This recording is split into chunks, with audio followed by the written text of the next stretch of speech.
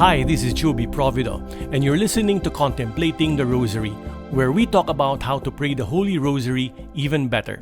In 104 episodes, over 4 seasons, we will explore a method of how to say the Rosary the way Pope St. John Paul II, Pope Paul VI, and other Rosary advocates recommend, and that's by contemplating the mysteries while we say the Our Father, Hail Mary, and Glory Be. This podcast is based on the book Beyond the Veil, Contemplating the Mysteries of the Holy Rosary, available at Lazada in the Philippines and in print or Kindle on Amazon, wherever you are. Visit kindlingspress.com for more information and where you can read and download the episode guide.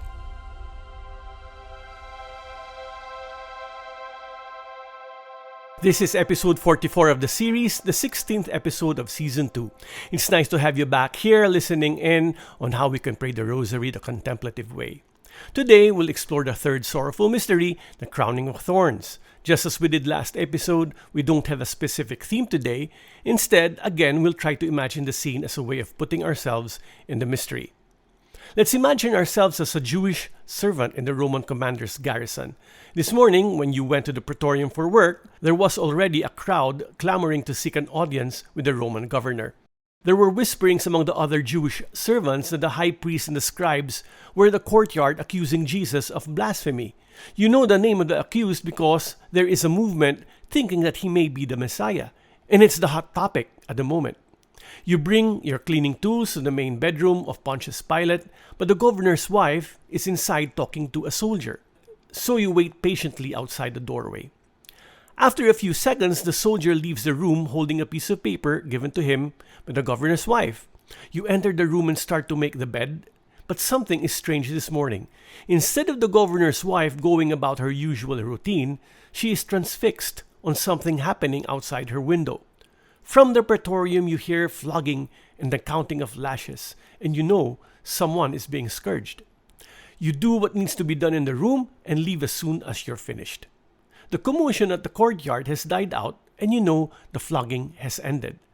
The moment you set foot in the servants' barracks, the head servant tells you to go to the commander's courtyard and clean up. Through a window, you peep at the praetorium and see the blood at the base of the broken pillar. The head servant hands you 2 pails and a mop, and you fill the pails with water and bring it to the courtyard.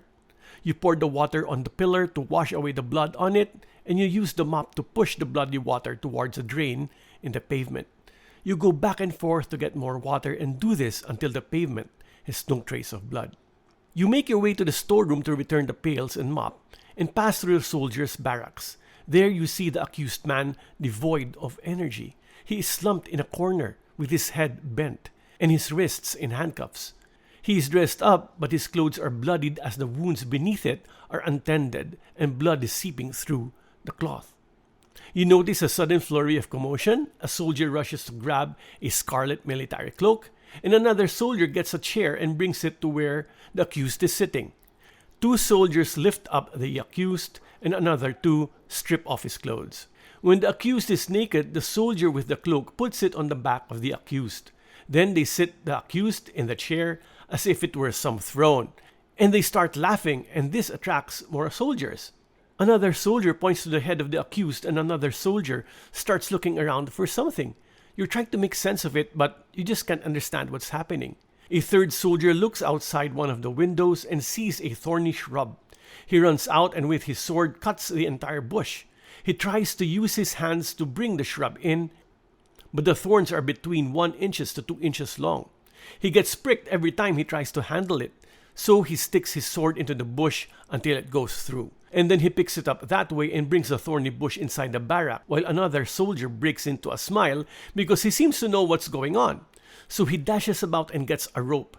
When the soldier with the shrub brings it above the head of the accused, another soldier uses a rod to position the shrub on the head of the accused. The soldier with the rope ties it around the shrub and tightens it so the shrub won't fall off the head of the accused. When they are done, it seems like they put a helmet of thorns on the head of the accused. Even if you're far away, you can see the jaws of the accused spasm and his head instinctively twitching as if it were being electrocuted. You briefly remember an accident you had a few years back.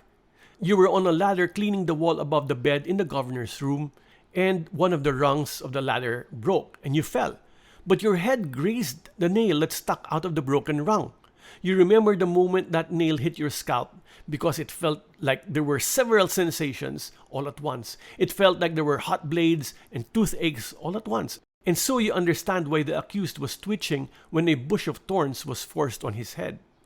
Your head also started to bleed profusely when it was grazed because the flesh on the scalp is very thin. So you weren't surprised at all that the entire head of the accused started to bleed, as if a bucket of blood was poured out from it. There was not one part of his head that wasn't pricked by the thorns, and there was not one part of his head that wasn't covered with blood. There was so much blood it would have been difficult to open his eyes and see through the thick blood continuously dripping in front of his head. While watching this, you keep thinking why the accused isn't taking off the helmet of thorns on his head. That would be the instinctive thing to do. Then you see his hands are tied down. Even if he wanted, maybe he couldn't take out the helmet of thorns because his hands were tied. Or maybe he just didn't have the energy. Or you think maybe he just allowed them to do this to him. But that would be really strange, because why would anybody allow that? This reminds you too much of your accident, and you can't take the sight of someone suffering any longer. So you move along and leave the soldiers to their mischief. And that ends our imagination. So what we've done is put ourselves in the scene of Christ's passion, seeing it from the perspective of someone else.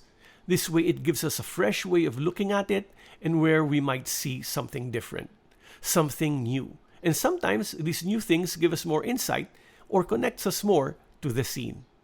And let's pick this up in the following 2 seasons. But don't forget to like this episode, click the subscribe button and the notification bell icon so you'll be notified when the next episode drops.